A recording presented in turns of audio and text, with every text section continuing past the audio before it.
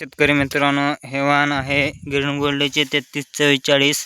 ह्याची पेरणी करून आज 52 दिवस झालेले आहेत.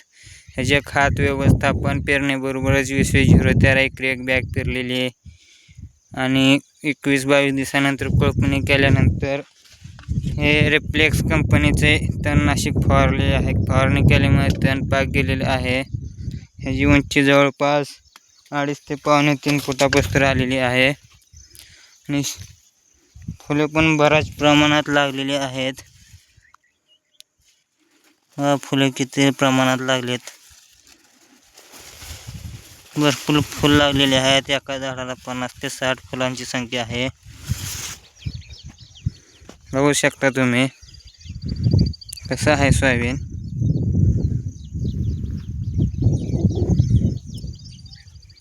जवळपास 2.25 ते 2.5 फुटाची उंची आलेली आहे.